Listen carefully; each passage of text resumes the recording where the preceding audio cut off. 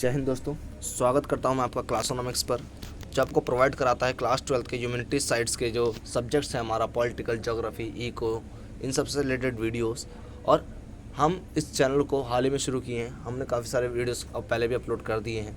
आज इस वीडियो में हम लोग देखने वाले हैं हमारे इकोनॉमिक्स के चैप्टर को फिर से कंटिन्यू करने वाले हैं, जिसमें हम देखने वाले हैं हमारा आय विधि, इनकम मेथड। अगर आपने पहले इसके बेसिक्स को नहीं समझ रखा है तो हमने पहले इस चैप्टर्स के जो इस यूनिट की प्रीवियस वीडियोस हैं उनको हमने अपलोड कर दिया है। आप चाहें तो पहले उन वीडियोस को देख सकते हैं ताकि आपको इस वीडियो को ज़्यादा समझने में परेशानी ना हो। ठीक है, हम बिना टाइम वेस्ट के इस वीडियो को शुरू करते हैं। इसके पहले हमने मूल्य वृद्धि विधि को हमने डिस्कस कर रखा है। हमारे प्रीवियस वीडियो, कल की वीडियो में हमने मूल्य वृद्धि विधि को अच्छे से एक्सप्लेन किया है, समझा रखा है कि हम मूल्य वृद्धि विधि का इस्तेमाल करके, यानी कि वैल्यू एडेड मेथड का इस्तेमाल करके राष्ट्रीय आय को कैसे निकालते हैं। आज इस वीडियो में हम देखने वाले हैं आय विधि, और कल या फिर परसों की वीडियो में हम लोग देखेंगे कि किस तरीके से हम लोग जो हमारी व्यय विधि है उसका इस्तेमाल करते हैं। ठीक है, और व्यय विधि के बाद में यूनिट का एंड हो जाएगा, ये यूनिट कंप्लीट हो जाएगी। देन अपने नेक्स्ट यूनिट के लिए फर्दर आगे बढ़ेंगे। जब तक के लिए हम स्टार्ट करते हैं आय विधि। क्या है आय विधि? इसके लिए आपको कुछ चीज़ें रिवाइज कराना चाहूँगा मैं कि फैक्टर ऑफ प्रोडक्शन है कि उत्पादन के कारक। उत्पादन के कारक क्या होते हैं हमारे? जैसे ज़मीन, ठीक है, पूंजी, हमारा श्रम और उद्यमशीलता, यानी कि जैसे हम इंटरप्रेन्योरशिप कहते हैं, ये हमारे उत्पादन के कारक होते हैं। उत्पादन के कारक जिनके बगैर हम उत्पादन नहीं कर सकते। हम ज़मीन के बगैर उत्पादन नहीं कर सकते, हम मेहनत यानी कि श्रम के बगैर उत्पादन नहीं कर सकते, हम पूंजी यानी कि पैसा या फिर मशीनरी के बगैर उत्पादन नहीं कर सकते, और उद्यमशीलता यानी कि जब तक हमारा एंटरप्रेन्योर ही नहीं होगा तो हम उत्पादन कैसे करेंगे। ठीक है, तो ये सारे उत्पादन के कारक होते हैं। उत्पादन के कारक के बदले में हमें परिवारों को, जहाँ से ये उत्पादन कारक हमें मिलते हैं, उनको कुछ भुगतान करना होता है। जैसे अगर कोई हमें श्रम दे रहा है, मेहनत दे रहा है, तो हमें उसे प्रश्रमिक देना होगा, यानी कि वेतन देना होगा।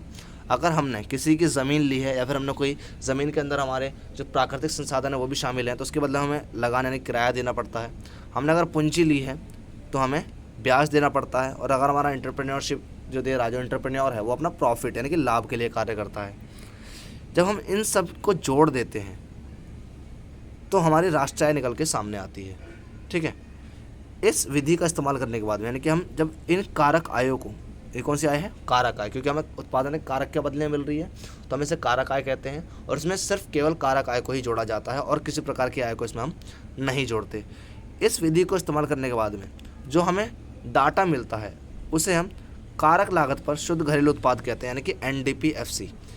राष्ट्रीय आय पर जाने के लिए हमें इसे NNPFC में चेंज करना होता है। अब जिसको ये नहीं पता कि NNPFC क्या है और इसको चेंज कैसे करते हैं, मैं उनसे रिक्वेस्ट करूँगा कि आप पहले हमारी पुरानी वीडियोस देखें। अगर आप वीडियोस के थ्रू नहीं पढ़ना चाहते, अपने बुक्स को रीड करें ताकि आपको समझ में आए कि NNPFC क्या है और NDPFC क्या है। ठीक है, ठीक।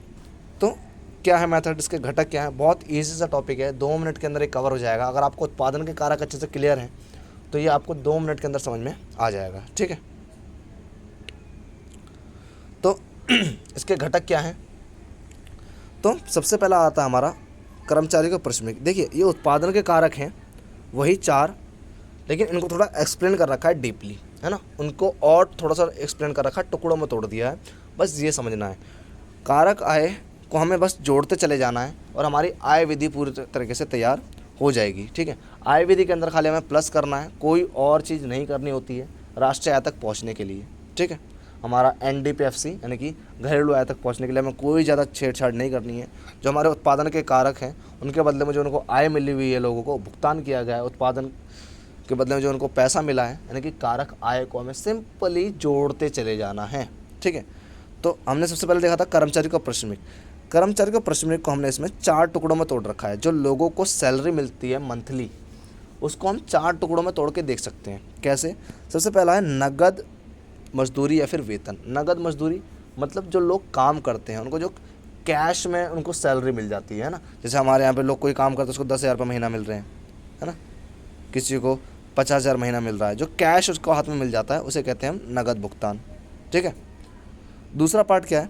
कुछ लोगों को, जैसे कोई गवर्नमेंट जॉब वगैरह में ज़्यादा जैसी होती हैं, किस्मों में भुगतान किया जाता है। किस्मों में मतलब उनको पैसा तो मिल ही रहा है, प्लस उनको गाड़ी की सुविधा, ठीक है, कार, उनको घर मिलता है रहने के लिए, है ना, बिजली की सुविधा, पानी की सुविधा, ठीक है, ये सारी सुविधाएं जब मिलती हैं तो इन्हें हम किस्मों में भुगतान कहते हैं, क्योंकि इसके बदले में भी पैसा जा रहा होता है, लेकिन वो आप नहीं दे रहे, वो आपकी कंपनी या फिर जिसके थ्रू आप काम कर रहे हैं वो दे रहा है। तो वो एक तरीके से आपको एक इनकम ही दे रहा है। अगर वो ये चीज़ नहीं देता तो आपको इसके बदले में वो पैसे देता, ठीक है। तो इसको कहते हैं किस्मों में आय। सामाजिक सुरक्षा में नियोजन का योगदान, मतलब कई बार आपने सुना होगा कि जब लोग जॉब करते हैं तो उनका पीएफ कटता है ना, वो पीएफ इसी का एक उदाहरण है कि सामाजिक सुरक्षा, हेल्थ इंश्योरेंस के लिए आपका जो पेमेंट्स दी जाती हैं ना, कई बार कंपनीज आपका हेल्थ इंश्योरेंस करवा के देती हैं। तो ये सब चीज़ें जो होती हैं, जो सामाजिक सुरक्षा से संबंधित आपके भुगतान होते हैं कंपनी द्वारा, वो भी आपके एक कर्मचारी के परिश्रम में जोड़ा जाता है, वो भी आपकी एक इनकम होती है, ठीक है। जो आप मेहनत कर रहे हैं उसके बदले में आपको एक आय दी जा रही है। सेवानिवृत्त पेंशन क्या होती है? जब आप अपनी सेवा ख़त्म करते हैं किसी कंपनी में, आप रिटायर हो रहे हैं, फिर जॉब कंप्लीट कर रहे हैं अपनी, तो उस समय आपको पेंशन के रूप में कुछ पैसा एक बार में दिया जाता है। उसको भी हम आपकी आय में ही जोड़ते हैं, क्योंकि अगर आपने काम नहीं किया होता तो कोई भी आपको फ्री में पैसा नहीं देता है ना, वो आपके काम के बदले में दिया जा रहा है, ठीक है। तो उसको भी हम इसमें जोड़ते हैं कारक आय में। एक बात को ध्यान रखना है कि ये सेवानिवृत्त पेंशन है, एक पेंशन होती है वृद्धावस्था पेंशन, उसको हम कारक आय नहीं मानते, ठीक है। कई बार क्वेश्चन के अंदर सेवानिवृत्त पेंशन और वृद्धावस्था पेंशन दोनों को मिक्स या फिर सिर्फ वृद्धावस्था पेंशन देके कंफ्यूज करने की कोशिश की जाती है। तो इस बात को आप नोट कीजिएगा कि कभी भी वृद्धावस्था पेंशन को आपको कारक आय नहीं मानना है, उसको आय विधि के आकलन में नहीं जोड़ना है, सिर्फ सेवानिवृत्त पेंशन को लेकर के चलना है। इन 4 घटकों को जोड़ने पर आपको कर्मचारी का पारिश्रमिक मिल जाता है, ठीक है। फिर आता है आपका प्रचालन अधिशेष। इसके अंदर आपके 3 पार्ट हैं। जो उत्पादन के कारकों के बदले में आय मिल रही थी, 4 हमारे घटक थे उसमें, तो एक था हमारा कर्मचारी का पारिश्रमिक, बाकी 3 हमारे प्रचालन अधिशेष के अंदर आ जाते हैं, जैसे लगान, ब्याज और लाभ, ठीक है। इसके अंदर आपको लाभ 3 तरीके से देखने मिल सकता है, ठीक है। लाभ जब हमारे एक बड़ी कंपनी को एक लाभ होता है तो उसको ना टुकड़ों में बांट दिया जाता है। कैसे? लाभांश। लाभांश मतलब कई बार बड़ी बड़ी कंपनियों के शेयर होल्डर्स होते हैं। शेयर होल्डर जैसे एक टाटा कंपनी है, एक बहुत बड़ी कंपनी है, उसमें लोगों के अलग अलग शेयर्स हैं, तो प्रॉफिट भी क्या होता है, शेयरिंग में बट जाता है। उसको कहते हैं जो बट जाता है शेयर, उसे हम लाभांश कहते हैं, ठीक है। जब एक प्रॉफिट आता है तो उसके ऊपर टैक्स भी लगता है, जिसको हम निगम लाभ कर कहते हैं, ठीक है। और जो बचा कुचा लाभ रह जाता है जो एक मालिक का होता है, उसे अवितरित लाभ कहते हैं, ठीक है। इन तीनों को जोड़ने के बाद में हमारा पूर्ण रूप से लाभ मिल जाता है, ठीक है। अगर आपको डाटा में सिर्फ लाभ दे रखा है तो आपको इन चीज़ों को देखने की ज़रूरत नहीं है, ठीक है। लेकिन अगर लाभ नहीं है तो आपको इनमें जितने भी घटक मिले उनको आप जोड़ करके लाभ को प्राप्त कर सकते हैं। अगर आपको ये सारी चीज़ें दे रखी हैं और लाभ भी दे रखा है तो आप इनको इग्नोर कर दीजिएगा, केवल लाभ को लीजिएगा, क्योंकि इनको जोड़ने के बाद आपको लाभ ही मिलने वाला है, ठीक है। इतना समझ में आया? ये हमारे 4 हो गए। एक हमारा आता है स्वनियोजित मिश्रित आय, ये इसका तीसरा घटक है जो कि बहुत इंपॉर्टेंट है। कई बार क्या होता है, ज़रूरी नहीं है कि पैसा सिर्फ इन्हीं तरीक़ों से कमाया जाए। कई बार कुछ लोग ऐसे भी काम करते हैं जिनमें उनका मेहनत भी उनकी होती है, ठीक है, उनका जो ज़मीन भी उनकी होती है, पैसा भी उनका होता है, मालिक भी वो खुद ही होते हैं। तो चारों चीज़ें वो अपने पास रखते हैं, उसको कहते हैं हम स्वनियोजित मिश्रित आय या फिर मिश्रित आय। जैसे कोई अगर पटरी वगैरह लगाता है तो वो मेहनत भी खुद ही कर रहा है, ठीक है, ज़मीन उसकी खुद की होगी, ठीक है, जहाँ पे वो ज़मीन अपने घर के बाहर अगर वो सामान बेच रहा है, अपने घर में अगर कोई सामान बेच रहा है तो उसकी ज़मीन भी खुद की है, उसकी मेहनत भी खुद की है, ठीक है, उसका पैसा भी खुद का लगा हुआ है, मशीनरी वगैरह जो भी वो लगा रहा है उसका खुद का लगा हुआ है, और मालिक भी वो खुद है, तो वो पैसा भी प्रॉफिट भी अपने पास रखेगा। तो ऐसे लोगों की आय को मिश्रित आय के रूप में जाना जाता है, ठीक है। जब हम इन सब पार्ट्स को जोड़ देते हैं तो हमको NDPFC मिलता है, ठीक है। NDPFC को चेंज करना पड़ता है हमें NNPFC, राष्ट्रीय आय तक पहुंचने के लिए। तो हमें इसके अंदर ज़्यादा कुछ नहीं, प्लस NFIA करना होता है। अब NFIA क्या है? विदेश से प्राप्त शुद्ध कारक आय, इसको हम कहते हैं। अगर आपको ये चीज़ नहीं पता है तो आप पहले हमारे प्रीवियस वीडियो को अच्छे से देख लीजिए, उसके अंदर हमने समझाया हुआ है कि घरेलू आय से राष्ट्रीय आय के ऊपर बदलाव कैसे किया जाता है। ये उसी का एक टॉपिक है जो कि एक थोड़ा सा बड़ा टॉपिक है, मैं आपको यहाँ पूरा एक्सप्लेन नहीं कर सकता। बस इतना बता सकता हूँ कि आप NDPFC पे अगर हैं और आपको NNPFC पे यानी कि राष्ट्रीय आय पे जाना है तो आपको NFIA को प्लस करना पड़ता है, ठीक है। ठीक, तो ये है आपकी आय विधि। ठीक है, आय विधि का आपको इस्तेमाल करना समझ में आ गया होगा। ठीक है, आपको कुछ नहीं करना, बस कारक आय के पार्ट्स को जोड़ देना है, दैट्स इट। ठीक है, अब हमें आय विधि का आकलन करते समय कुछ सावधानियों का भी ध्यान देना होता है। जैसे हमने मूल्य वृद्धि विधि को देखा था, तो उस समय हमने कुछ सावधानियों का ध्यान देना था कि आपको मूल्य वृद्धि विधि के अंदर किन सावधानियों को ध्यान में रखते हुए आकलन करना है कि हमारे राष्ट्र आय में किन चीज़ों को जोड़ा जाता है और किन चीज़ों को जोड़ा नहीं जाता। वैसे कुछ सावधानियाँ इसके अंदर भी हैं। क्या है? सबसे पहले हम देखते हैं कि किन चीज़ों को जोड़ा जाता है। ये सेम वही चीज़ें जो हमने पहले देखी थी कि अगर आपको किसी वस्तु या पुरानी वस्तु को बिकवाने में किसी ने बिचौलिया बन के आपकी मदद की है, आपने उसको कमीशन दिया है, या फिर लोग नॉर्मली कहते हैं दलाल होते हैं जो आपको बिचौलियों के रूप में काम करते हैं, तो दलाली और कमीशन को हम राष्ट्र आय में जोड़ते हैं क्योंकि वो उनकी सेवा के बदले में आप उनको पैसा दे रहे हो, है ना।